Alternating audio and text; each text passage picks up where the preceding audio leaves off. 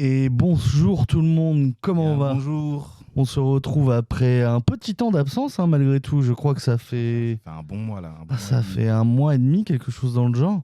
Nous, on va bien. On espère que vous aussi. On est là pour une occasion un peu spéciale. C'est une émission. De toute façon, c'est toujours un peu une émission spéciale. Surtout que c'est comme ça qu'on a lancé tout d'un coup en fait. Il y a un an. C'est vrai. Ouais, c'est vrai en plus. Il y a un an, on s'était dit, on a envie de parler de court-métrage. On allait pas mal au festival de Clermont-Ferrand. Et on se disait, l'année dernière, on avait vu, donc c'était il y a un an. Donc on se disait, on a vu des trucs, on aimerait trop montrer ça aux gens. Et donc on a contacté des prods, des réals, etc. Et on a pu montrer quelques courts-métrages donc, qu'on avait vus en 2022, l'année dernière. Et donc là, cette année, 2024, on commence une nouvelle année et on vous remontre des courts-métrages qu'on a vus cette fois en 2023. Et vraiment des bangers. Ouais, et on a eu la chance de pouvoir les montrer aussi. Toujours un peu compliqué quand c'est aussi récent, quand ça a que 1 an de distribution. Mais on a eu de la chance, on a plutôt eu un bon contact avec les prods et ils nous ont autorisé à vous montrer cette petite sélection. Bien sûr, on n'a pas pu avoir tous les films qu'on adorait, mais en tout cas, c'est des films qui nous ont marqués et qu'on reparle encore aujourd'hui comme des très bons films qui nous ont marqués en fait. Donc c'est un truc un peu spécial pour cette émission tout d'un coup parce que c'est une émission qui existe vraiment qui s'est construite aussi autour du festival de court-métrage de Clermont-Ferrand qui a lieu du 2 au 10 février cette année 2024 et donc nous on y sera. On fera des émissions tous les matins. Tous les matins à peu près. Je sais plus vers quelle heure, c'était 10h, quelque chose comme ça. Tous les jours. Peut-être pas le premier jour parce qu'on n'aura encore rien vu, donc on n'aura pas grand-chose à dire. Ouais. Mais en tout cas, je crois qu'à partir du 3, du 4, on sera là le matin pour débriefer les cours, vous dire ce qui s'est fait, vous parler des cours qu'il faut essayer de regarder parce que bien sûr, il n'y a pas que le festival du court-métrage de Clermont-Ferrand qui existe, mais c'est là où on en voit le plus en tout cas. Donc vous aurez peut-être la possibilité de la revoir, surtout qu'il y en a souvent qui sont achetés par Arte ou Canal ou d'autres. Donc voilà, c'est aussi ça l'intérêt, mais aussi de rencontrer des réalisateurs, des équipes de production et parler de leur film, parler de comment il s'est construit, comment il s'est fait et même de leur séjour à Clermont. Donc voilà, ça c'est pour dans 2 semaines. Et pour aujourd'hui, on va regarder des courts-métrages diffusés l'année dernière au Festival de Clermont-Ferrand. On a mis les petites cartes postales avec les affiches des dernières années. Déco incroyable. Voilà, pour une fois, il y a de la déco. Sachez que ça a été fait par Kevin ici présent. Ça a été vraiment posé à l'arrache. C'est le setup de la psychothèque. Très susceptible de tomber pendant l'émission. C'est déjà tombé avant. Au programme aujourd'hui, on va avoir combien 1, 2, 3, 4, 5, 6. Ouais, c'est ça. 6 courts-métrages. Venus de France et d'ailleurs. Il y a un seul film d'animation. C'est dommage, on avait demandé pour d'autres films aussi, mais bon, on peut pas montrer non plus tout ce qui nous a plu. Par contre, là, on a vraiment du très très lourd. On a plusieurs films qui ont été primés d'ailleurs l'année dernière à Clermont. Et je pense qu'on va commencer tout de suite. C'est vraiment des films où on est après la séance, on a fait OK, c'est incroyable, il faut qu'on en parle. Il y a trop de trucs à dire. Clairement. Et on va commencer là tout de suite avec un film très court, donc comme il a dit, d'animation, 3 minutes 30, ressources humaines. C'est fait par des étudiants, si je me souviens. C'est tout en stop motion. On en reparle juste après. En attendant, profitez. À tout de suite. À tout de suite.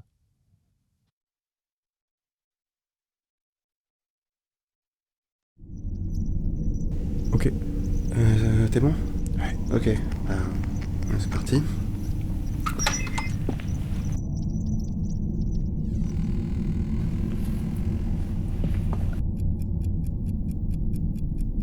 Est-ce que je peux voir votre vœu de recyclage ? Oui, pardon. Et du coup, comment ça se passe après ? Eh bien, on vous envoie au labo, on récupère ce qu'il faut pour recycler tout ça, et ensuite on vous placera avec les autres dans les étagères.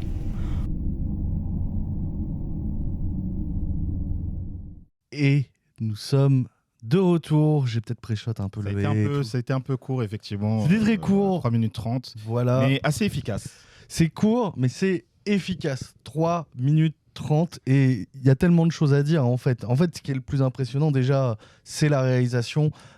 Incroyable. Toute cette impression de caméra portée, très documentaire, très proche, c'est un mockumentary indirectement. Ouais. C'est vraiment bien pensé. Il y a les zooms, les dézooms, le caméraman qui cherche à travers les objets, à travers la déco, qui essaie de passer derrière la porte et tout, avec une vraie caméra vivante dans de la stop motion. J'ai rarement vu ça dans du stop motion, en fait, ce côté caméra reportage, tout simplement parce que c'est toujours un peu compliqué, parce que ça représente beaucoup de choses. Déjà qu'il y a tous les mannequins à bouger en général pour la stop motion, tu te prends un peu moins la tête sur les mouvements de caméra. Et là, non, pas du tout. Et d'autant plus, moi, je trouve qu'à revoir, c'est toujours aussi impressionnant. Il y a ce truc assez touchant. Je trouve que dans le jeu, quand même, le personnage, on est très vite attaché. En fait, on est en empathie un peu avec ce qu'il vit, quoi. Ce qui est assez horrible. Je sais que là... Surtout qu'on comprend pas tout de suite, en fait. Ah oui, ça vient... C'est petit à petit, oui, je viens. Alors, quand vous voulez être réincarné, je me souviens plus exactement, mais vraiment, ce truc. Et en fait, et là, tu comprends que tous les objets, en fait, c'est des gens. C'est ça. Il y a un humour, on le disait, la régie en parlait, mais nous, c'est vraiment ce qui nous a ramené aussi juste après le visionnage. C'est qu'il y a un côté très The Office dans la réalisation, mais surtout dans cet humour avec beaucoup de silence et c'est comme ça. C'est ce qui se passe. Il y a un truc qui marche énormément et raconter autant en 3 minutes 30 avec de la stop motion, vraiment, c'est assez impressionnant. D'ailleurs, ils ont eu un prix Ouais, ils ont eu le prix étudiant national. Nous, je sais qu'on avait adoré ce film. Ah ouais, non. Et voilà, on n'était pas surpris qu'il y ait d'autres gens qui étaient vachement touchés. C'était pas étonnant. Et donc, c'est des étudiants qui ont fait ça. Ouais, c'est 3 étudiants qui réalisent. Et je crois ils avaient montré, et c'était vraiment tout petit. Je crois on n'avait pas posé des questions. C'était pas une ciné-micro... c'était pas un ciné, on n'avait pas fait un... Je sais plus, parce que je sais qu'on a discuté avec eux. Parce que j'ai l'impression qu'on avait discuté avec eux, mais on les a pas reçus pour... donc c'est possible qu'on les a reçus. Et en fait, vraiment, de ce qu'ils nous avaient dit, c'était tout petit, et t'avais une petite caméra, une caméra qui se baladait vraiment, et tout. C'était vraiment tout petit, en fait. Même la photo qu'on voit, alors on voit très rapidement, il y a un peu de détails dessus, mais tout est impressionnant, en fait. Ça vraiment, on dirait... Alors on sent que c'est pas de la taille réelle, mais en même temps c'est un peu perturbant d'avoir cette caméra à portée qui joue vraiment sur les perspectives, et ça marche vraiment bien, quoi. Et vous voyez sur le côté, il y a le petit logo d'Arte, parce que le film est disponible sur Arte. Voilà. Ça fait partie des rares films qu'on va diffuser aujourd'hui qui sont disponibles en ligne. Je ne sais pas si on peut mettre dans le chat le lien le lien vers le film sur le site d'Arte. Mais c'est un film que vous pouvez voir, Ressources humaines, Arte, vous trouverez assez facilement. Voilà, n'hésitez pas à dire aux gens de regarder ce film, parce que voilà, c'est court et c'est efficace. On n'a pas grand-chose d'autre à dire, hein. Vraiment, c'est juste... très bon stop motion, très bonnes idées de réa, des choses qu'on voit rarement, et puis un humour qui marche. Hein. On n'a pas un peu triste, mais ça reste drôle, en fait. Ça a l'air d'être, ça se passe dans un monde où justement ça a l'air d'être comme ça, et c'est comme ça, tu vois. L'autre qui se dit petite photo souvenir, petite cigarette, j'essaie d'arrêter. Il y a tout un humour, et il y a une manière d'arriver à construire tout un univers, de le faire comprendre là en 3 minutes, mais tu sens que a priori sur un format plus long, peut-être que c'est des gens qui pourraient avoir suffisamment d'imagination pour te raconter aussi des histoires plus longues, et il y a tout un univers, quoi. C'est ça. Je vois un film qui décrit comment fonctionne ce monde, hein. Vraiment. Mais je crois que je leur ai dit. Mais en plus, je crois que je leur ai dit. Hein. Je crois que je leur ai dit, parce que vraiment il y a. Alors j'imagine que ça doit représenter un taf impressionnant, en fait, de tout reproduire en modèle réduit comme ça, et d'avoir tous ces mouvements de caméra, mais vraiment faut faire quelque chose avec ça. Ça c'est vraiment le genre de film qui te... Un cours plus long, une suite. Vraiment plaisir à découvrir en festival, parce que ça marche sur tous les plans. On a commencé par parler de la réalisation, on a parlé de l'histoire, je pense aussi ce qui se passe en son, c'est ultra réaliste, et tout le côté, les codes du documentaire, ils arrivent à bien les retranscrire sur ce film-là, et du coup, tout marche, et t'as vraiment du cinéma, quoi. T'es là genre...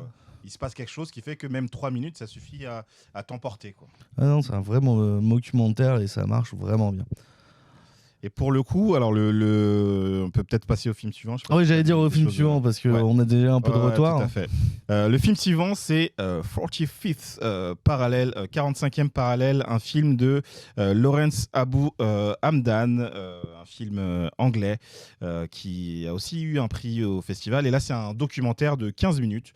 Je vous propose qu'on le découvre ensemble. Et puis, Petit disclaimer, c'est un petit documentaire de 15 minutes. Il y a les sous-titres en anglais et c'est un documentaire en anglais, si je me rappelle. C'est vrai. Donc désolé, on n'a pas. Alors c'est nos sélections à nous, mais il y a malheureusement pas accès aux sous-titres sur la plupart des vidéos. Et certaines seront aussi en anglais. Mais c'est un anglais qui se comprend assez facilement normalement. Et c'est aussi des films avec beaucoup d'émotions dans l'image. Donc on vous laisse apprécier.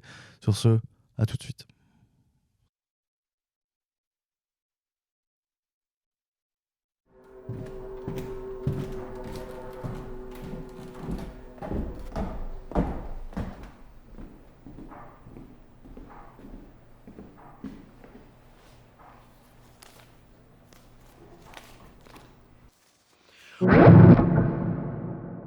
Et nous sommes de retour. J'espère que ce petit court-métrage vous aura plu. Rapidement, je vais faire un petit résumé pour ceux qui n'ont pas tout compris. Bon, j'ai un peu menti quand j'ai dit que l'anglais était simple, mais peut-être moi qui suis un peu trop... voilà.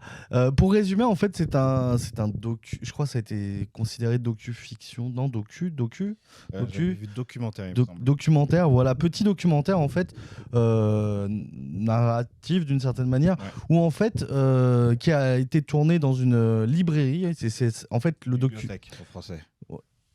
Du coup, oui. library en anglais. Ah, je suis trop anglais, quoi. Pas transparent. C'est pas un mot transparent du tout. Donc le documentaire en fait est divisé en 3 parties, 3 histoires avec une quatrième partie en fait avec une petite partie un peu plus conclusion outro. La première partie en fait raconte l'histoire du lieu où ça a été tourné. C'est en fait une bibliothèque qui est sur la frontière.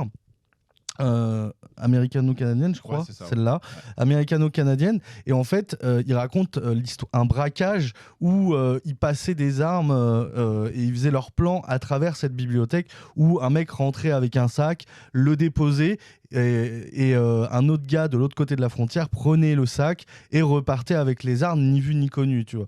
Et ça a été ça. Et donc la deuxième partie, elle, prend place, il raconte en fait ce qui s'est passé à une frontière mexicaine, américano-mexicaine, où en fait un policier de la bordure, un agent des douanes, je sais pas exactement, je crois que c'est un milicien, c'est pas exactement, où en fait il a tiré, il poursuivait un jeune de 15 ans pas armé, bien sûr, sinon c'est pas drôle, et en fait le jeune est passé, était de l'autre côté de la frontière, lui était du côté de la frontière américaine et a tiré, mais sauf que son arme dépassait et en plus il a commis un meurtre en fait à distance, et donc il disait que c'était un meurtre avec une cible à longue distance, même s'il n'y avait pas forcément de grande distance, mais parce que il est dans un pays et l'autre dans l'autre. Il est dans un pays et l'autre dans l'autre. Et ensuite il y a une troisième partie, donc ça sert de transition parce que de ce que je me souviens, de ce que j'ai compris, j'ai loupé 1 minute ou 2, mais je crois que cet homme a été condamné. Et donc, le narrateur soulève la question de ok, si lui, il a été condamné, pourquoi des Américains, des soldats américains aux États-Unis ne seraient pas condamnés pour les meurtres qu'ils ont commis à Kaboul, je crois, au début quand il dit Kaboul. Cette vidéo qui avait été leakée par WikiLeaks, en fait, où un soldat américain en fait, a tiré sur un camion de civils qui contenait du pétrole et a tué des civils et des enfants. Et il dit ensuite que il y a eu 49 000 morts de civils, pas que, mais voilà, 49 000 morts un peu partout sur les territoires où étaient installés les États-Unis. Donc pourquoi les États-Unis ne sont pas condamnés par rapport à ça, ou du moins ceux qui ont tiré? Qu'est-ce qui change par rapport à cette situation? Et c'est ultra intéressant en fait comment il en vient là, et il en conclut juste avec cette petite anecdote de la librairie où il disait: on ne dit pas aux gens de se taire dans cette librairie, on n'aurait pas envie de briser les rencontres entre une grand-mère et son petit-fils qu'elle n'a pas vu à cause de la frontière. Voilà. Ouais, c'est ça, c'est assez fort et assez malin comment c'est amené. Alors je trouve que le côté très, très posé du film marche très bien. Le narrateur aussi joue très bien son rôle. Et les questions que ça pose sur Ok, on décide, nous, humains, de tracer une frontière et de dire ok, nous, on est tel pays, vous êtes tel pays, etc. Et la législation qu'il y a derrière et comment on peut condamner des crimes policiers, des crimes de guerre. C'est un sujet qui est hyper important et on le voit aujourd'hui. Tu vois, aujourd'hui, il y a eu le jugement sur l'affaire Théo. On a eu justement, il y a une délibération là sur les avocats sud-africains qui ont par rapport au conflit actuel. Exactement, et qui sont allés voir la Cour internationale de justice. C'est chaud les refs. Un sujet de. Mais voilà, qu'est-ce que la justice fait, tu vois, qu'est-ce qui se passe entre les pays aussi. J'ai tourné une vidéo pour le collectif Vietnam Dioxine, là tu m'as aidé. Dans cette vidéo-là, on parle notamment du procès de Trantonia, où l'enjeu c'est justement de est-ce que la justice française peut est en droit, s'estime elle-même en droit d'aller intenter une procédure contre des entreprises américaines parce qu'elles ont fabriqué des herbicides qui ont été utilisés comme armes pendant la guerre du Vietnam, tu vois. Donc est-ce qu'elle s'estime que oui on peut parce que la victime est française, ou est-ce qu'on dit non, c'est des entreprises américaines et en plus c'était elles n'avaient pas le choix, c'est les États-Unis qui ont décidé, etc. Et donc c'est des enjeux vraiment hyper importants avec nous autres civils qui sont en fait démunis face à des puissances, des gens qui sont soit des représentants de l'autorité, soit des États, etc. quoi. Donc nous, ça nous avait beaucoup plu comme sujet. Et c'est surtout, en fait, derrière tout ça, il y a une manière de l'amener, ce sujet. Et c'est ça qui est intéressant. C'est-à-dire, ces trois parties, elles ne sont pas là pour rien. C'est aussi pour en venir à, OK, pourquoi lui et pas eux.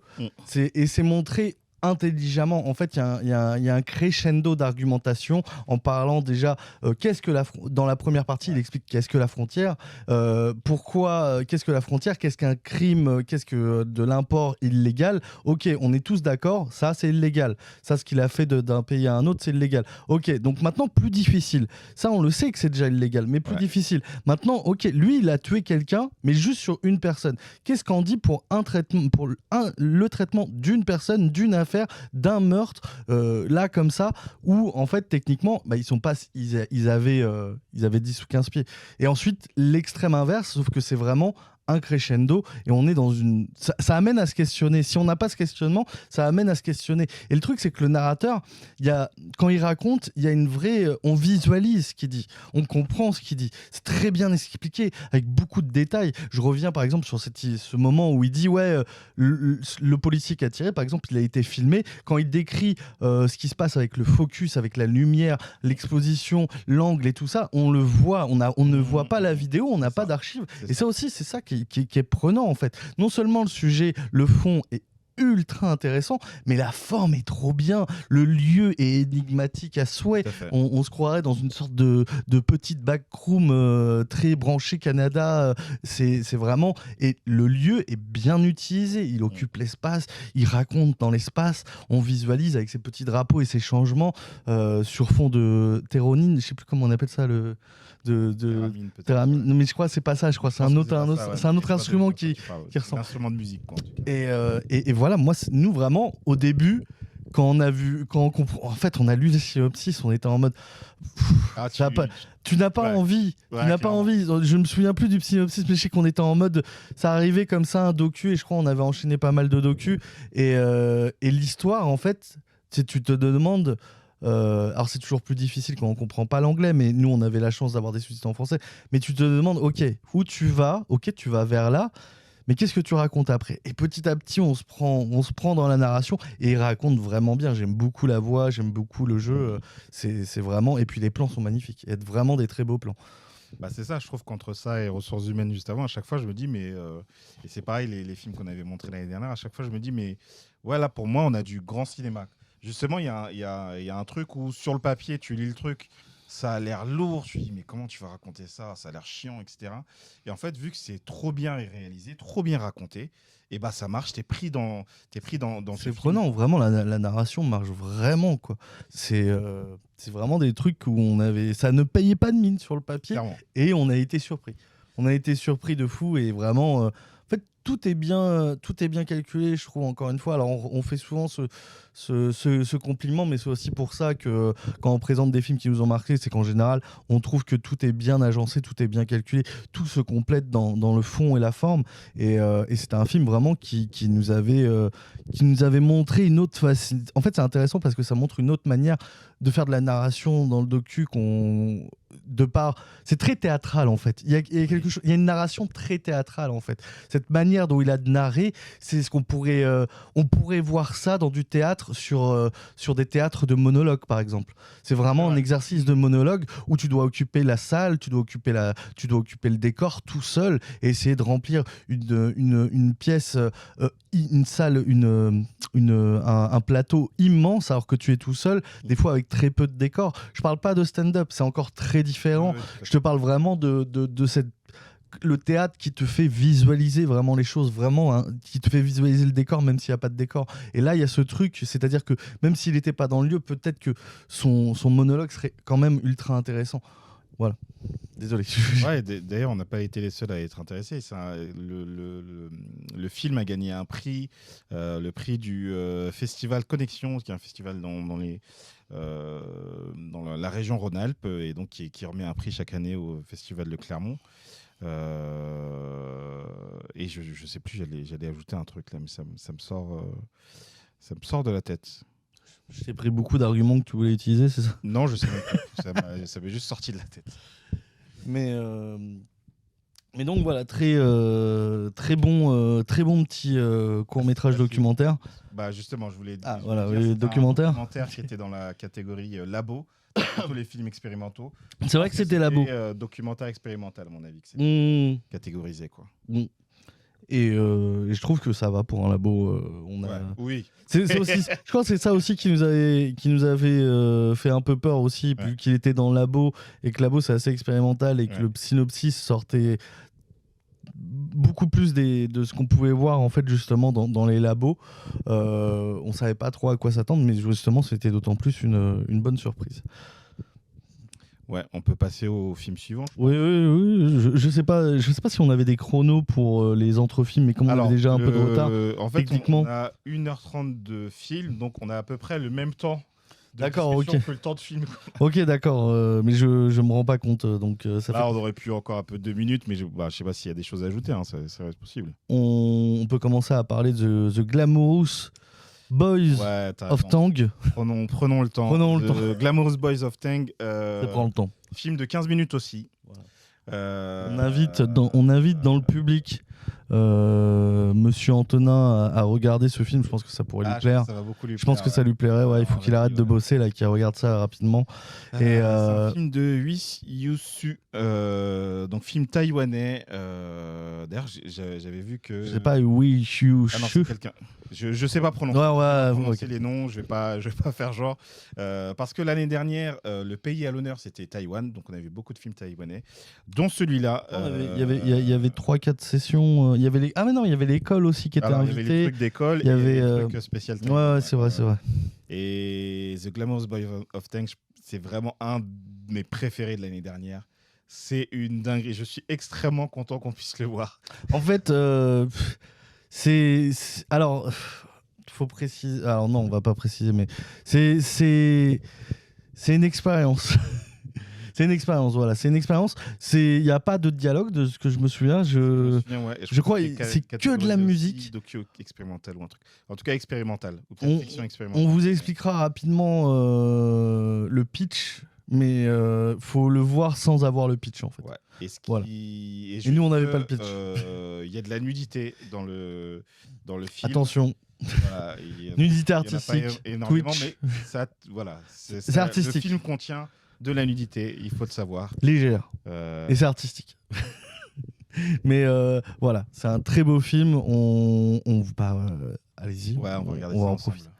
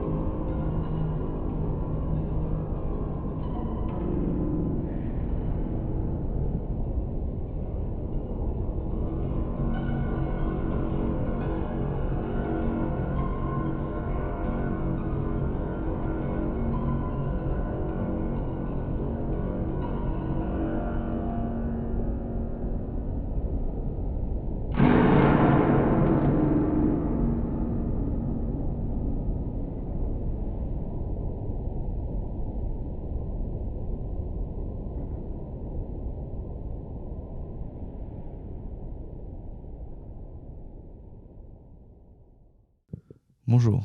Nous sommes réunis aujourd'hui pour fêter le deuil de notre collectif. Suite à... ça, en fait, ça a divisé ici. Alors nous on l'a vu. Alors on va pas parler tout de suite du film. On va parler de ce qui vient de se passer pendant le visionnage. Donc nous on l'a vu il y a 1 an en salle. On l'a trouvé ce film trop bien. L'ambiance, les images et tout. On se disait que c'était vraiment beau. Il y avait un vrai travail sur la texture, sur le grain, sur les corps, sur les plans, sur la photographie. C'est des ralentis qui étaient maîtrisés. Et on s'est dit, mais putain, ça va plaire à nos collègues. Il faut qu'ils le voient un jour. Non, et nos collègues, ils nous ont dit, bof. Ouais, et encore, je pèse mes mots. Voire pire. Et encore, je pèse mes mots. Et nous, on est interloqués. Donc aujourd'hui, on arrête le collectif. Et on va. D'ailleurs, la régie ne gère plus les caméras. Là, elle est partie. Donc, écoutez, nous, on va raconter. Alors, qu'est-ce que ça raconte ? Alors, en vrai, comme on vous a dit avant tout, c'est une expérience. Donc, oui, on n'est pas concentré sur l'histoire. Mais l'histoire, en fait, est que la réalisatrice a, en fait, fait des travaux de reshoot sur des vieux films spécialisés qui racontaient, en fait, des faits historiques de Taïwan, en fait il y avait, et cette histoire en fait racontait un mariage qui a amené à une guerre, d'où tout ce jeu avec le sang, le blanc, les corps et ce genre de choses. Sauf que ce mariage et les mariages qui étaient décrits aussi racontaient souvent que c'était des orgies. Et en fait, elle a fait une réinterprétation de ce conte qui a été réinterprété, une réinterprétation du film qui a réinterprété ces faits historiques, ces histoires historiques pour en faire quelque chose un travail. Alors, il y a une vraie prise de parti en fait pour avoir quelque chose de plus. Elle utilise en fait dans ses interviews le mot, le terme LGBT clairement pour avoir quelque chose de plus homo-érotique. Je reprends les termes qu'elle a utilisés, d'avoir quelque chose d'homo-érotique, d'avoir quelque chose de plus gay dans ses visuels, dans ses images et dans ce qu'on peut en faire de l'histoire de l'histoire de Taïwan. Bien sûr, en rajoutant aussi une touche fantaisiste. Pareil, je reprends des interviews que j'ai lues de la réalisatrice. Et donc nous on a beaucoup aimé ce court-métrage parce que vraiment en fait au niveau de la photographie c'était extraordinaire. C'est très expérimental, c'est sûr, et soit on aime ou on n'aime pas comme on peut le voir il y a 5 minutes. Heureusement que c'est nous qui avons le micro hein. Non, dis pas ça, ils vont se dire après. et nous vraiment en fait le travail tout le travail qu'il y a eu, et même si on ne comprenait pas, quand j'ai lu ce que ça racontait, en fait, dans mes théories de ce que ça pouvait raconter, j'étais clairement sur le sujet qu'elle voulait partager. Je trouve qu'on sent le mariage, on sent le truc entre l'amour, effectivement l'orgie, c'est un peu le truc le plus évident, mais aussi la guerre, la mort, et je trouve que la façon dont tout se mélange, la façon dont on va chercher dans les détails, il y a ce côté très, très tableau, et on va... en fait, c'est un peu, pour le coup, comme regarder dans un tableau, c'est-à-dire que tu vas aller zoomer sur quelques parties, et je trouve que même dans le montage, le fait de reprendre un peu plus en avant sur des plans, etc., je trouve que toute cette manière de voir se dérouler j'allais dire une histoire, en fait, c'est pas une histoire comme on en a l'habitude, mais ça raconte très déconstruit, un événement, je veux dire. La façon dont on va se dérouler sous nos yeux un événement, moi, c'est une narration que comme j'en ai jamais vue et qui m'a vraiment touché quand on l'a regardé. En fait, il y a un crescendo, on sent le côté cérémoniel, il y a quelque chose de très, très calme, puis on sent une sorte d'union petit à petit, ensuite on arrive à un côté un peu plus festif, plus orgiesque, plus de déboire avec l'alcool, avec les corps, avec ce qui se passe dans la soirée, dans les déclenchements des événements, pour amener en fait à une trahison. Puis ensuite, on sent que cette trahison a déclenché ouvertement des hostilités, une guerre et ce genre de choses, mais que malgré tout, en fait, à la fin, ce mélange de violence et de sexualité se mélange pour faire quelque chose d'assez violent et violent à regarder visuellement, en fait, dans cette orgie avec cette femme qui est encore blessée au cou. Elle n'est pas morte dans l'histoire, hein. Elle est censée, elle bouge et tout, donc normalement... Mais voilà, il y a ce mélange, en fait, au niveau des textures, de l'environnement et de tout ça qui se mélange. En fait, nous, ça nous avait marqué, en tout cas. Ouais, je sais pas, il y a tout. Tu parles de la texture, du blanc, des armes, où tout ça va être le prolongement du corps, la mise en scène des corps. Moi, je trouve ça vraiment, tout est magnifique pour moi dans ce film. Et ouais, ça m'a retourné le cerveau. Je trouve ça... et du coup, ouais, comme tu disais, en fait, on s'attendait à ce que nos collègues soient aussi retournés comme on l'a été. Après, ça reste aussi des affaires de goût, hein, le cinéma. Et eux-mêmes dans les collègues ne sont pas d'accord. Donc voilà. Mais oui, nous, c'est un truc qui nous avait beaucoup... En vrai, j'ai l'impression qu'on a perdu un peu avec l'encodage, des blancs qui sont un peu cramés. Moi, je me souvenais vraiment surtout de quelque chose qui était beaucoup plus texturé. Et c'est peut-être aussi ce qu'on peut voir, en fait, Vous voulez venir? Donc d'avoir... Attends, c'est des fois qu'ils ont mis une... C'est rarement démographique, du coup. Ah, d'accord. Et c'est vrai que j'ai l'impression qu'on voyait quand même moins les textures, en fait, sur le revisionnage. Si vous voulez le voir dans une meilleure qualité, bien sûr, on vous invite à aller le voir directement. De ce que j'ai pu voir, je crois qu'il est disponible sur Mubi. Voilà. D'accord. Voilà, il est disponible, je crois, sur Mubi. Faut se dépêcher parce que ça dure qu'un temps. Ça. Ouais, voilà. Et donc, ou peut-être que c'est une ancienne page d'avant et tout. Donc voilà, c'est un petit cours de 15 minutes. En vrai, nous, on l'a vu sur des petits écrans. Là, on le revoit sur un petit écran. C'est sûr, c'est un peu moins impressionnant que quand on regarde sur un bel et grand écran. Et nous, on était vraiment dans une grande salle de cinéma. Et on s'est laissé emporter par ce bruit blanc très prenant. Et... ça permet de rappeler que finalement cette émission, tout d'un coup, nous on aime mettre en avant les courts-métrages. On a envie d'inciter les gens à aller en salle. Maintenant, on donne accès à des films qui sont plutôt disponibles en salle et on vous les diffuse sur Internet, mais on vous invite toujours à faire l'expérience de la salle qui est nécessairement différente de celle qu'ont eu nos collègues ici sur leurs écrans. Nous, on dit qu'ils n'ont pas de goût, mais c'est pas grave. Mais... Je pense qu'ils n'ont pas de goût. Après. Nous, on pensait les connaître. Il y a des gens bien qui n'ont pas de goût, hein, ça arrive. Nous, on pensait les connaître, tu vois, 2 photographes, mais bon, voilà. Ou alors, on est 2 seuls à en avoir. Je pense que c'est un peu des personnes immatures qui l'ont vu. Ouais, voilà, c'est ça. Sec. Ouais, c'est ça. Ils n'ont pas réfléchi plus loin, ils n'ont pas vu de poésie. C'est vraiment, regardez avec quoi on travaille en régie. On les adore. N'hésitez pas à cultiver votre sensibilité en regardant des films. Et débrancher les caméras. Je ne sais pas s'il y a d'autres choses à dire sur celui-là d'ailleurs. Comme c'était dit, effectivement, il n'a pas eu de prix parce qu'il n'était pas en compétition. C'était un film diffusé au Festival de Clermont-Ferrand. Ça reste intéressant d'en parler. Qu'on aime ou on n'aime pas, c'est visuellement intéressant malgré tout. Je pense que ça, il n'y a pas trop de débat là-dessus, justement pour en dire du mal ou du bien.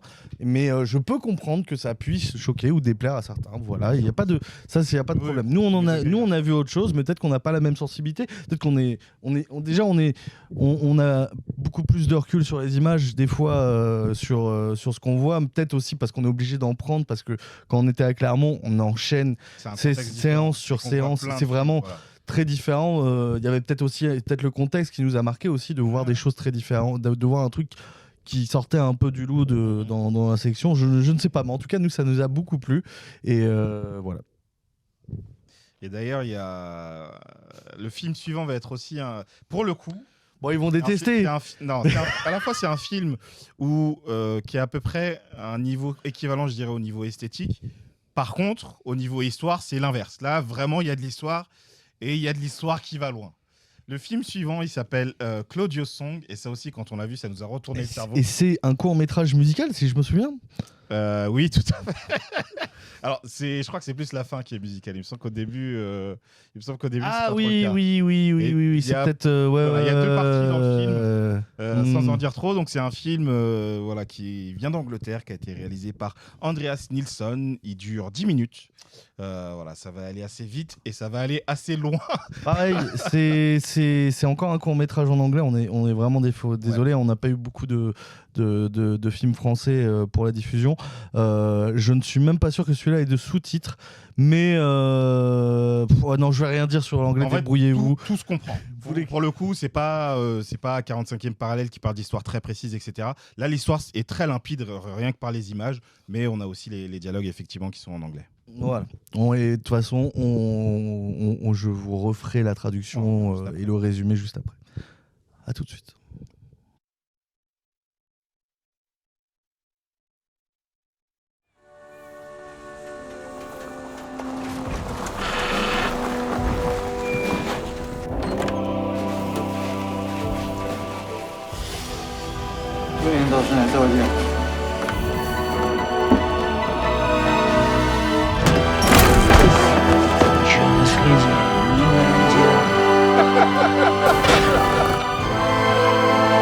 Не стоит забывать.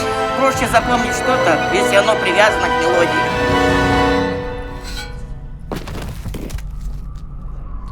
My name is Claudio.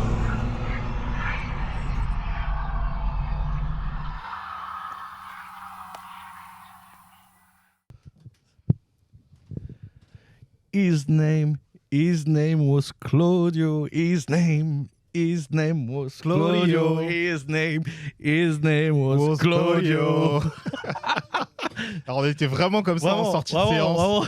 Vraiment le truc qui est très. Je crois que c'était le dernier film de la séance. Il y a des chances que vraiment ça ait été le dernier film. La musique qui te reste en tête, le truc où tu commences dans un scénario mafieux machin où tu dis ok. Kidnapping. Donc rapidement. De rançon, vas-y. Donc rapidement pour ceux qui n'ont pas compris tout ce qui s'est dit en anglais. Moi non plus. Non, en vrai, donc c'est l'histoire ça a l'air d'être un gang de mafieux qui ont kidnappé un influenceur. Ça a pas l'air d'être celui qu'il voulait en plus, mais c'est quand même un influenceur qui a l'air d'avoir quand même un peu mal de succès et qui se sont dit si on le kidnappe, il y a forcément quelqu'un qui va vouloir une rançon. Et sauf que il lui dit ouais non mais moi j'ai rien fait dans ma vie, personne m'attend, tout le monde s'en fout. Dans un an on parle plus de moi, tu vois. Et donc il le congèle.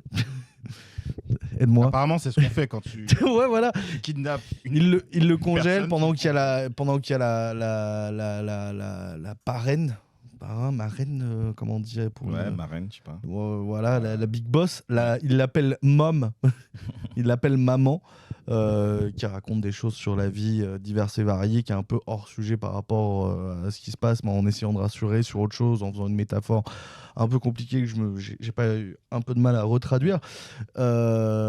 Et donc, en fait, il finit par chanter, et puis il se laisse emporter par le chant. Et à toi, Kevin. Et le truc, pour moi, ce qu'il y a dans ce film, parce que c'est encore divisé. Ça divise, non mais je comprends. Là, par contre, c'est vraiment le stream de la division. Et pour le coup, effectivement, on s'attendait pas spécialement, comme le précédent film, à dire oh, ok, ça va te plaire forcément, etc. C'est effectivement. Là, on n'a prévenu personne, mais ils nous ont donné leur avis quand même. Mais voilà, c'est effectivement particulier parce que après, j'avais prévenu que ça allait loin. Et effectivement, il y a toute cette deuxième partie où on se retrouve dans une secte où on devine que c'est un peu plus tard, où il y a un instrument de musique qui ressemble effectivement à un testicule. Et un anus. Voilà, un gros testicule. Et par contre, ce qui reste à travers les âges, c'est la chanson de Claudio. Voilà. Et c'est ça, c'est ce truc-là, y compris dans une scène aussi horrible que on a kidnappé quelqu'un et finalement on va le congeler. Et bah, le fait que il en reste quelque chose, chante quelque chose, fredonne un peu, et bah ça contamine un peu ses ravisseurs et ça va se passer de génération en génération jusqu'à ce qu'il devienne une figure mythique. Une figure de secte, en tout cas, au premier abord. Très inspiré, les collègues le disaient derrière le rideau, une grosse inspi Jodorowsky, bien sûr, on le reconnaît dans ce genre de tenue un peu bleu, en tout cas pour la dernière partie, avec des personnages au physique assez particuliers. il y a de l'inspi. Mais justement, c'est intéressant de voir. Ça n'a nous, on a éclaté de rire parce que c'est énorme.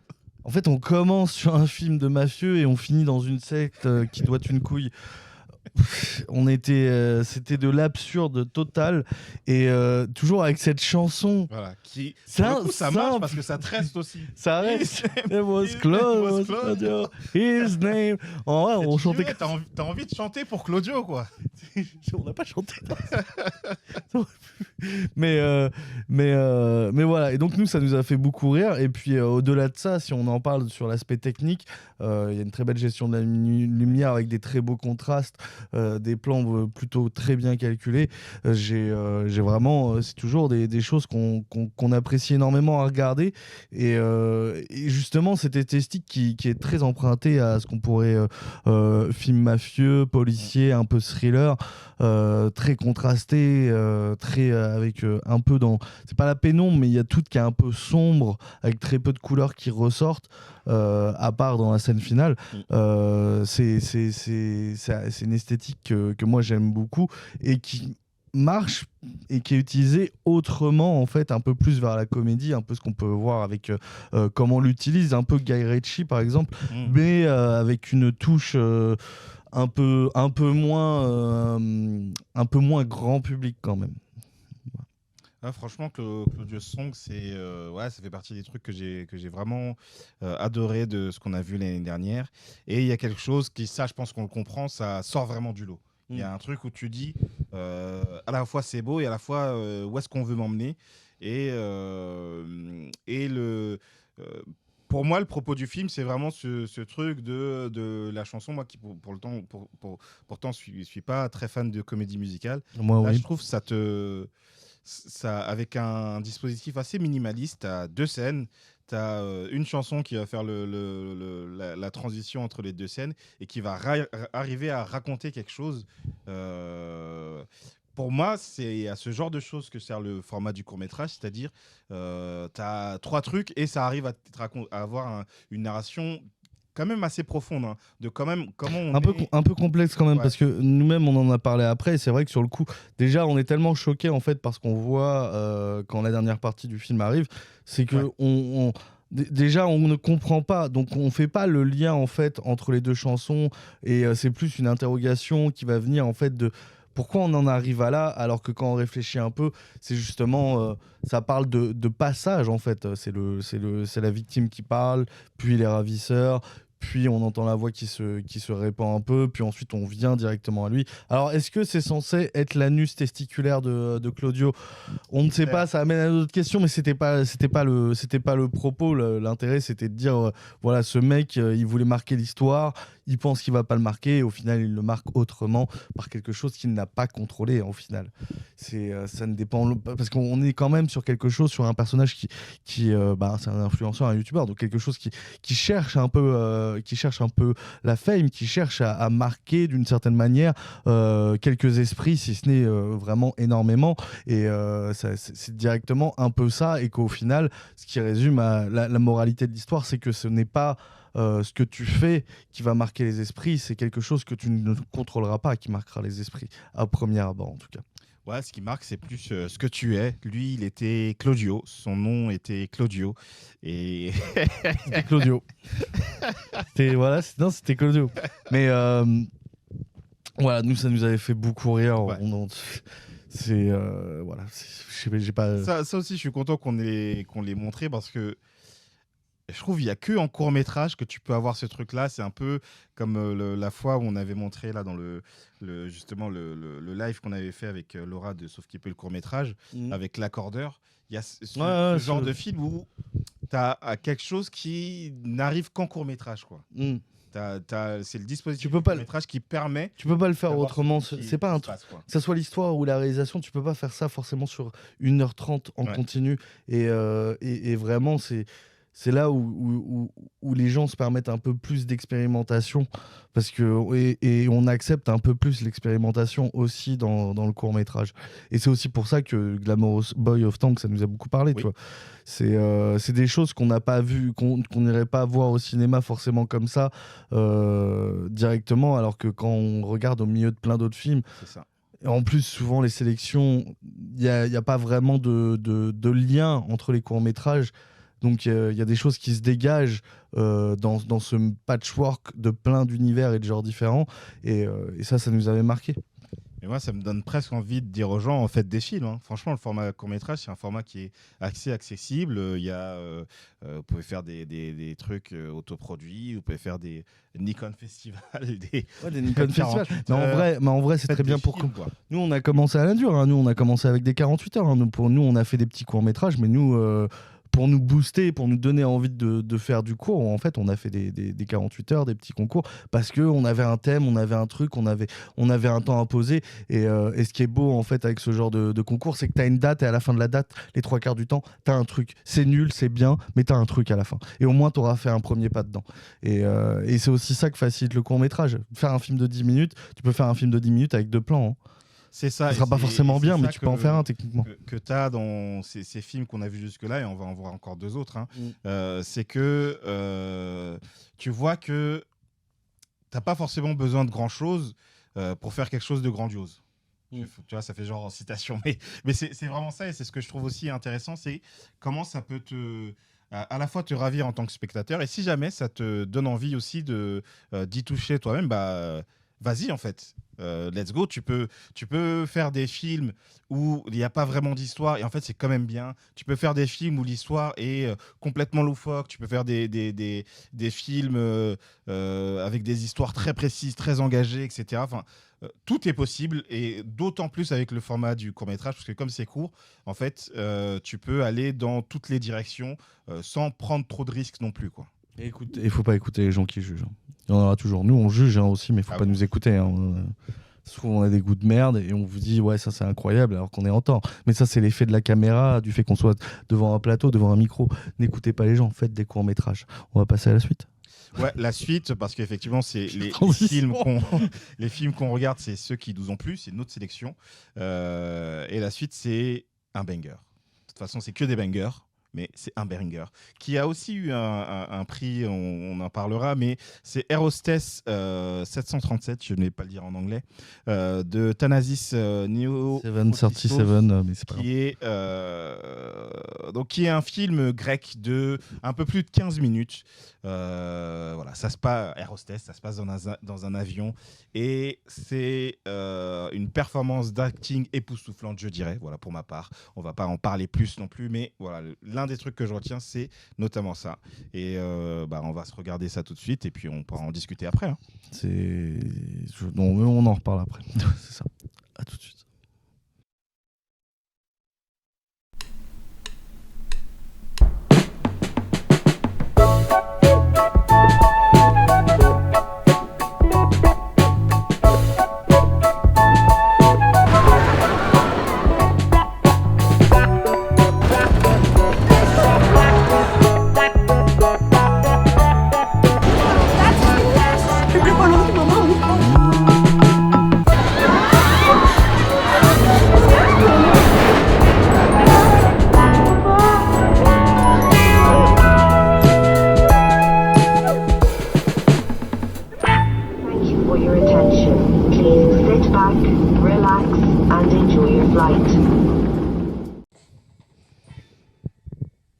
Et nous sommes de retour après Air Hostess 737.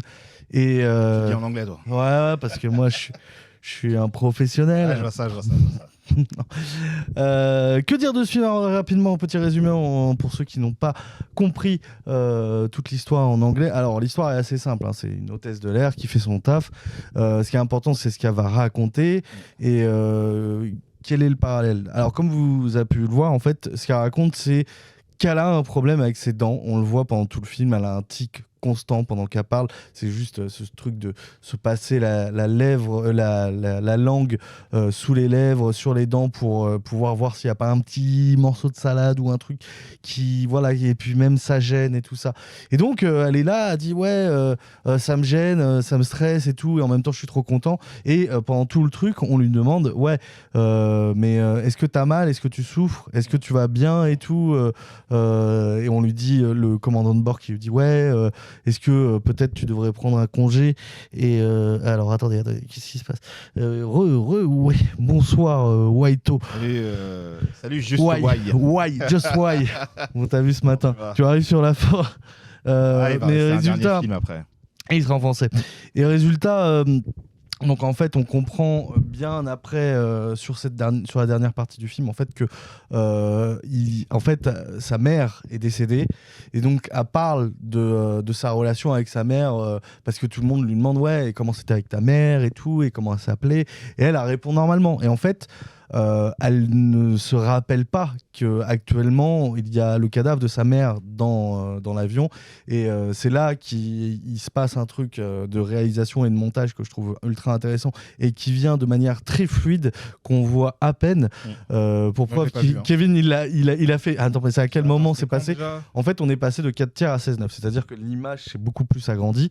Pendant tout le début du court-métrage, on est sur elle, c'est tout le temps un plan en snoricam, c'est ça, ouais, snoricam, en snoricam, c'est-à-dire la caméra qui est fixée sur son visage et on ne voit rien d'autre. C'est un plan séquence où on ne voit pas les passagers, on ne voit pas le visage du pilote, c'est toujours concentré sur elle, et on la voit tout le temps en train de tiquer et très foncée, en fait dans son déni en fait. Et quand elle commence à réaliser, il y a un premier plan qui arrive avec première fois on a un contre-champ et c'est en 16:9. Là elle a un flash, les deuxièmes turbulences, et là elle est en train de paniquer. Elle se rappelle en fait que il y a le cadavre de sa mère qui est dans l'avion, et donc elle va pour la rejoindre en paniquant, sauf que bien sûr elle se fait complètement elle se fait avoir par une grosse hallucination, pour preuve que après cette hallucination elle est complètement abasourdie, elle a de nouveau oublié en fait la réalisation de le moment où elle est vraiment sur ce qui se passe, sur le fait que sur son décès, sur son deuil, c'est quand on est sur du plan très large, et dès que ça revient sur un face cam sur elle, sur un plan très serré, l'oubli est là, ça représente l'oubli. Elle est sur ses dents, sur ses tics, autre chose, elle n'est pas sur le deuil. Et donc voilà, c'est ça ce petit court-métrage. Voilà. Ouais, tu parlais de la réalisation, effectivement, il y a ce truc qui te fait sentir comment elle est enfermée dans son déni, etc. Et la réalisation arrive vraiment à donner corps au deuil de ce personnage, et un deuil qui est compliqué par les relations qu'il y a eu entre elle et sa mère, etc. Et ouais, moi je trouve ça vraiment formidable. Elle a dit que son père est mort quand elle était jeune d'un œdème. Je crois qu'elle était toute petite, je sais plus quel âge elle avait, mais très très jeune, donc elle n'a pas vraiment connu.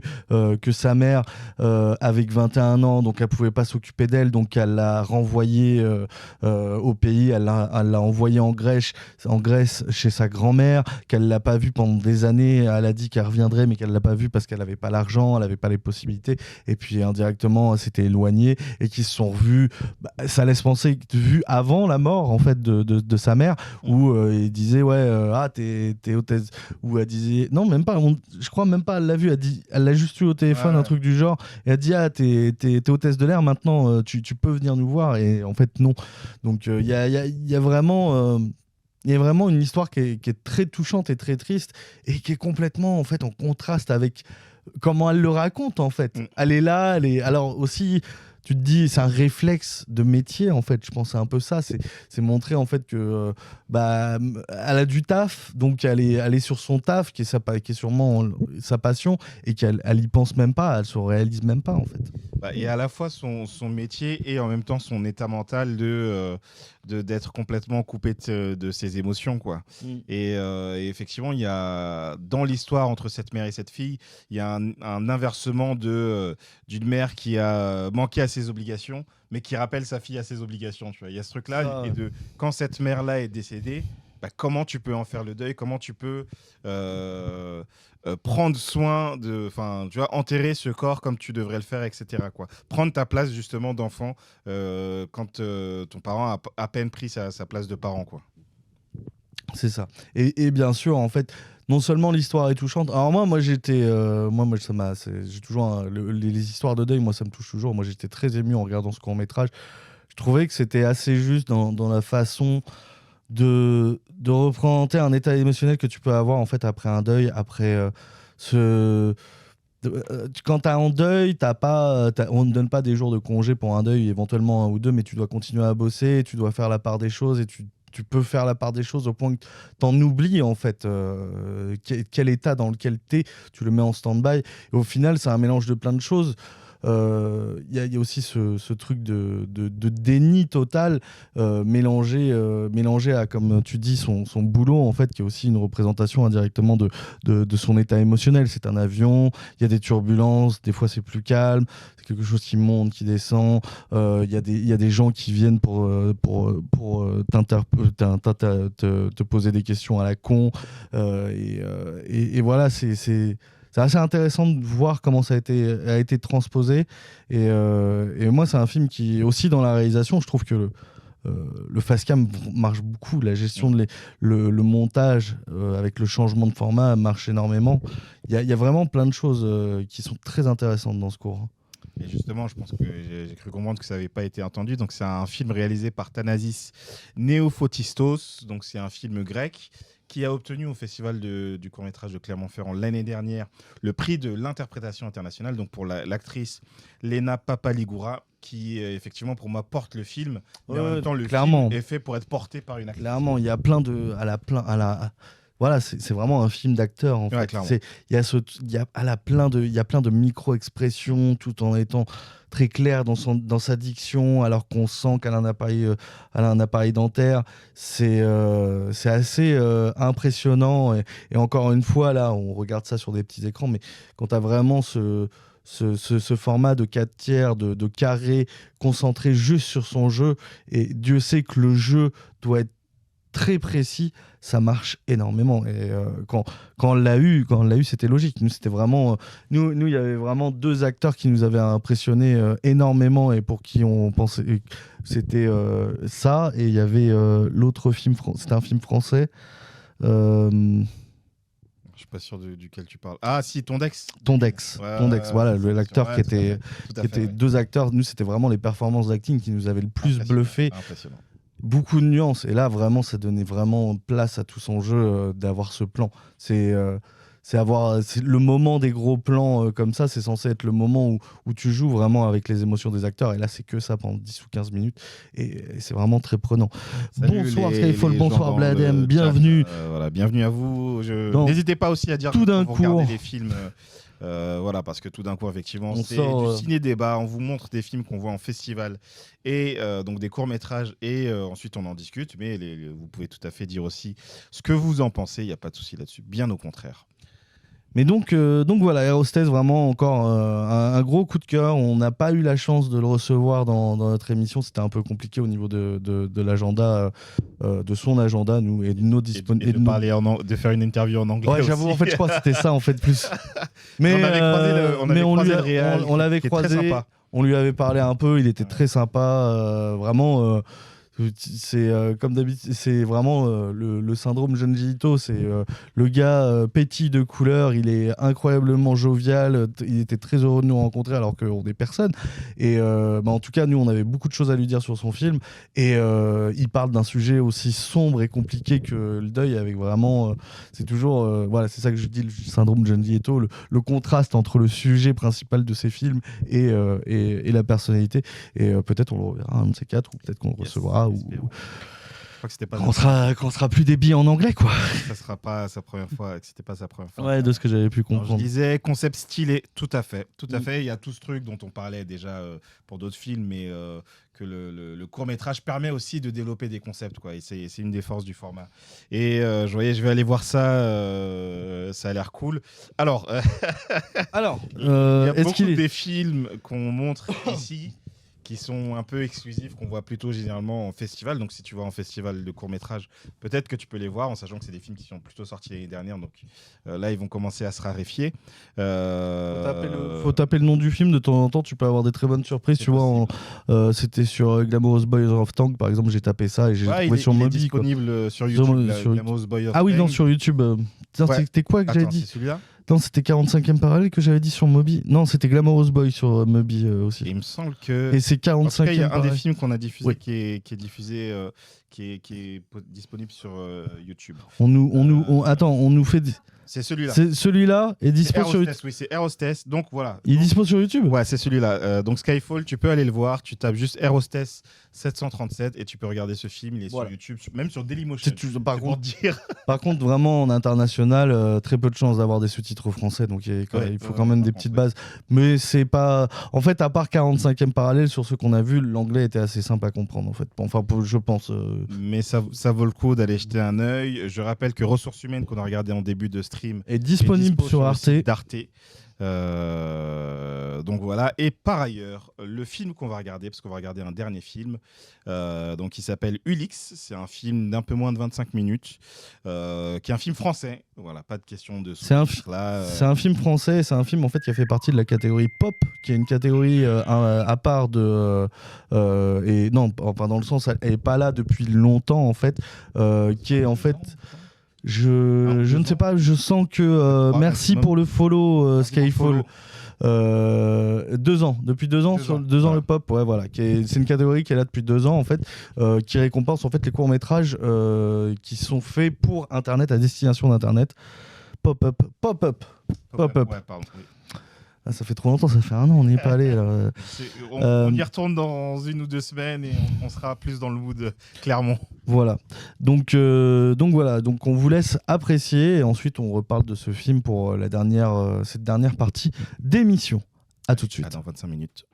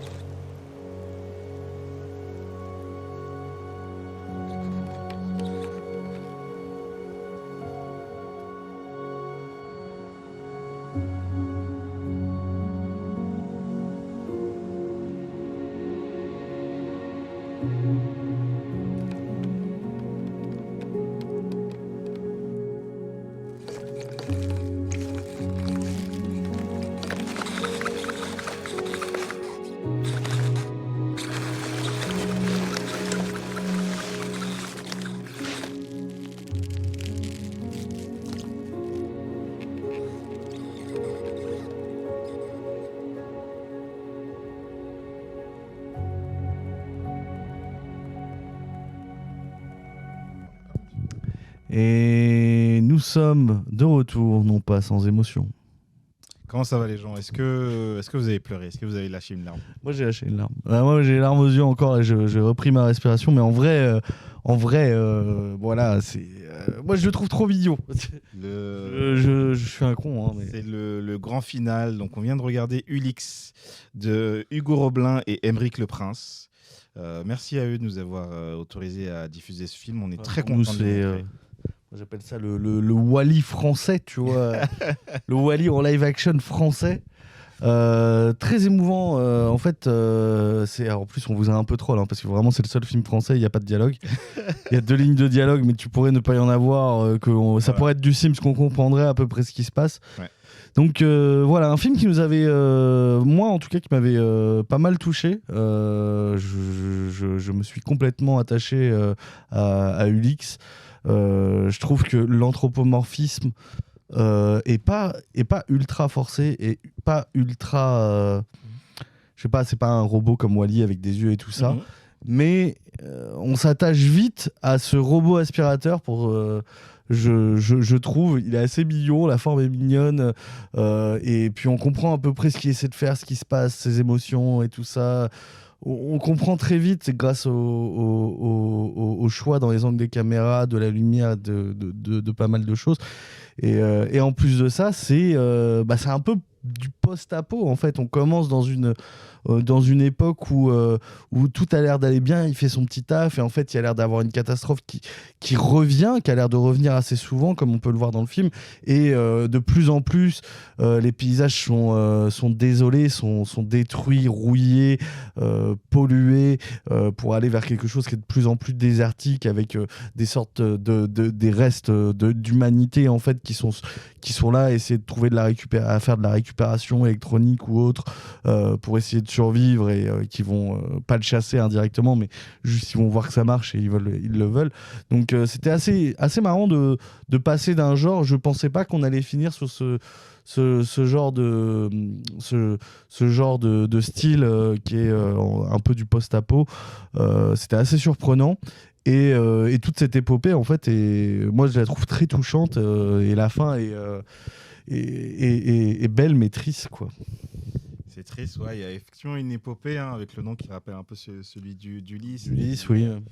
Et qui cherche un peu son Odyssée. Et je trouve que c'est vraiment une histoire. Voilà, c'est fou. Ça tient vraiment sur de la réalisation, quoi. C'est le genre d'histoire qu'un enfant de 5 ans pourrait comprendre sans que tu lui expliques rien. Tout est tellement très clair, et si clair, et si on est tellement sur des choses basiques, c'est-à-dire qu'il est dans des conditions très précises où il est dans une piscine, il est attaché, il a une fonction, etc.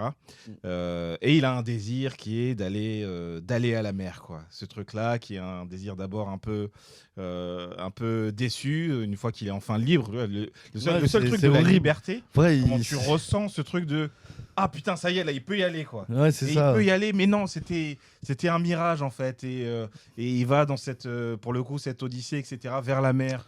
Et ça tient un truc vraiment minimaliste, mais qui marche, et pour le coup.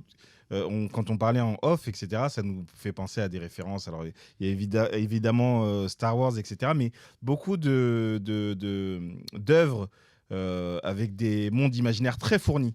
Alors que là, c'est assez minimaliste, en fait. Et il n'y a pas de dialogue, il n'y a pas d'explication. Il est stimulé, notre imaginaire. Ça se trouve, il n'y a pas d'apocalypse. Ça se trouve, c'est juste des mecs qui campent dans une décharge, et on s'est fait notre propre film. Mais les images nous disent un peu ça.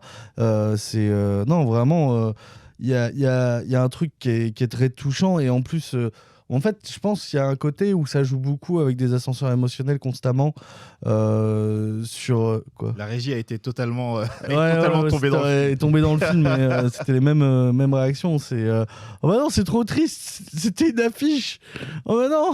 Ouais. Et voilà. Et puis il rencontre un autre petit robot qui lui est toujours attaché, mais il peut pas le rejoindre, donc il va essayer de rejoindre son rêve. Quand il arrive à peu près, il y a un grand mur immense. Juste avant, il était pour chasser, voilà, il arrive à s'en sortir, et au final non, et au final oui, et au final non, et même à la fin c'est ça, c'est au final oui, il va dans la mer. Et moi déjà moi je trouve ça horrible, parce que je me dis ok, t'es dans la mer mon ref, tu fais quoi maintenant? Moi, le côté les abysses, ça m'angoisse un peu, en fait. Donc, quand tu le vois tomber comme ça, et tu ouais, non, mais oui, mais tu fais quoi? Tu vas être au fond de la mer tout seul, c'est horrible, c'est trop triste, tu vois. Et puis en plus, il se fait attaquer par des méduses sacs en plastique. Donc, il y a tout un propos aussi, beaucoup sur le plastique, en fait, qui lui-même est en plastique. Et c'est un plastique qui finit aussi dans un océan de plastique. Mais voilà, il y a plein de petits trucs que je trouve très touchants. Et en fait, c'est plein d'émotions très mignonnes et très innocentes, en fait, dans cette Odyssée. Et moi, je suis rentré complètement dedans, en fait, quand je l'ai vu. Tu parlais du propos écolo. Moi, ce que j'ai apprécié dans le choix pour ce film, c'est qu'ils aient choisi un robot qui n'est pas un robot anthropomorphe. C'est ni un être humain, ni un animal qui va nous emmener dans cette histoire-là, qui va porter ce propos-là. Et pourtant, tu vois, c'est un robot qui doit nettoyer les piscines. Donc, il y a déjà ce truc un peu du nettoyage, et qui va être confronté à comme tu dis, tout cet océan de plastique, et dont on va vivre à la fois, j'allais dire, la grandeur et la décadence, quoi. Il y a ce truc de... on ressent l'injustice et le drame d'avoir cette situation écologique-là sans qu'il y ait eu besoin de passer par tout un tas de trucs, de forcer un peu sur le discours et tout. Et je trouve qu'ils font confiance en fait aux outils du cinéma, ce qui fait que on s'attache tout de suite au personnage. Et j'espère que vous avez bien ressenti comment très vite on a envie qu'il y arrive, qu'il atteigne ses objectifs, et comment on voit qu'il y a des obstacles qui sont à la fois humains et à la fois les conséquences des actions humaines, donc le climat, quoi. Non, puis comme tu dis, il y a beaucoup de codes. Juste le fait de le voir utile dans une famille heureuse, même si on ne voit pas de sourire, tu vois, il sent qu'il a un objectif, mais qu'il a plus. Il y a plein de choses qui marchent bien. En fait, j'ai rarement vu un objet qui m'a donné autant d'émotions, parce que vraiment, c'est qu'un objet. Hein. Oui, un objet radio télécommandé, on est tous conscients de ça. Il y a vraiment quelque chose de mignon, et pourtant, c'est juste un aspirateur basique avec sa petite crête là et tout. Il n'y a rien. Il y a rien. Moi-même, je suis attaché à des affaires, mais voilà, il n'y a pas de vie, quoi. Et là, il y a ce truc qui le rend vivant. Il y a quelque chose dans l'image qui le rend vivant, et nous, ça nous avait assez interloqués, en fait. On était là, ça marche de fou, en fait. C'est un petit 24 minutes, et puis toujours, moi du post-apo, ça finit. On peut se demander, c'est vraiment l'appel à l'imagination, comme tu disais. C'était assez impressionnant. Et moi j'ai beaucoup aimé. Mais en soi, on avait beaucoup de choses dans le pop-up, mais c'est vrai que moi c'est vraiment sur cet aspect-là, j'étais trop touché. Mais moi, c'était assez différent. J'aime bien Pixar, hein, donc je suis dans la science pop-up. Je crois qu'ils avaient terminé aussi par ce film-là. C'était le dernier, ouais. Il y avait des bons trucs. Je crois il y avait le truc aussi qui était sur le fait que les images n'existaient plus. Il y avait celui de c'était la machine. J'ai oublié la machine à faire rêver. C'était pas la machine à défaire les rêves, à défaire quelque chose comme ça. Et le film d'Eleanor Cost, qui est Hippocampe, qui a gagné le prix, avec Le Figuier. Voilà. Prix pop-up. Mais voilà, c'est vrai que il y avait des YouTube qu'on connaît, mais c'est vrai que dans les YouTube qu'on connaissait peu, ça c'était assez sorti. On aurait pu montrer éventuellement le film d'Eleanor Cost, mais c'est surtout que UX, c'est dans ceux qu'on connaît pas, parce que je crois que c'était vraiment une petite chaîne YouTube qui a pas grand chose. On trouvait que c'était celui qu'il fallait faire découvrir un peu. Là, le film est même pas sur YouTube, hein, il est vraiment sur le site de leur prod. Je sais pas comment ils ont trouvé ce film, mais ils l'ont bien trouvé.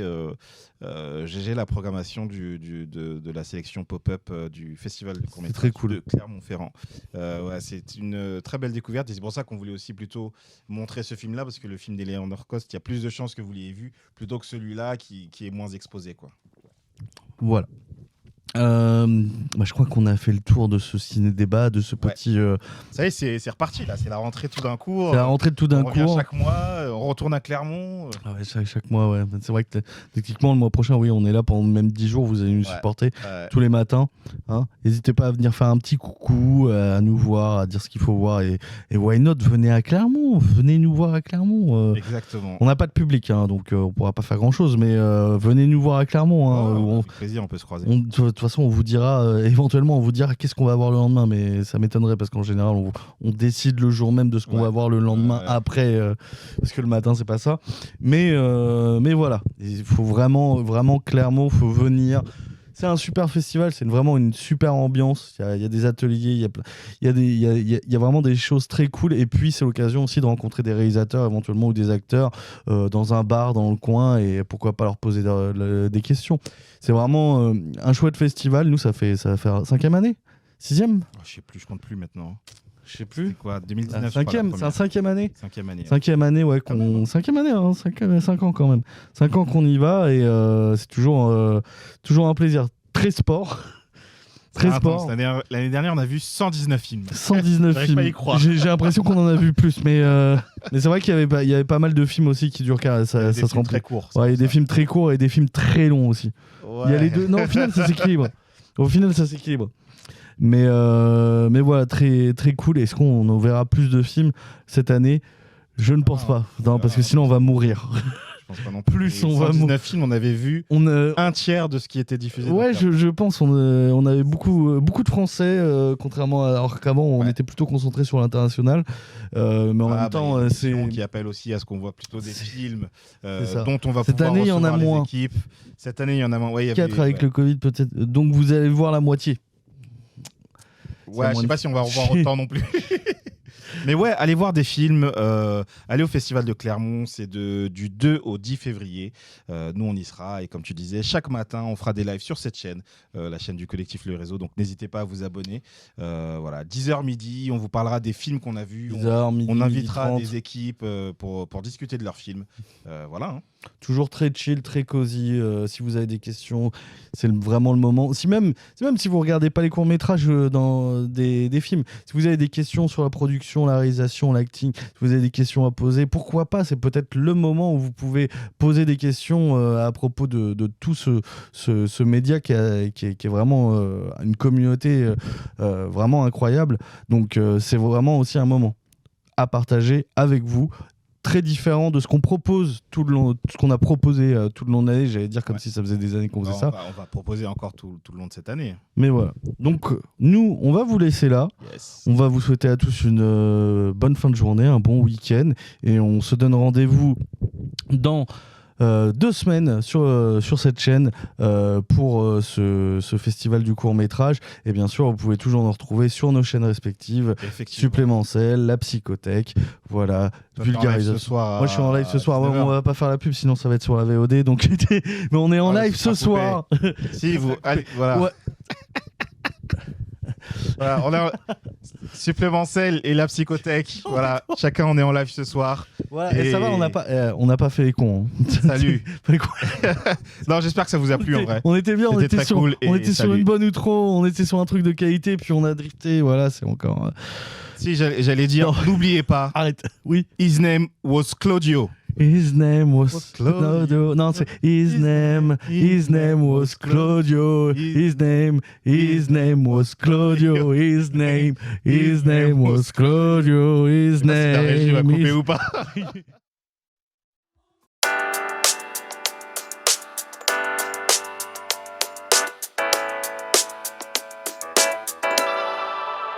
How do I deal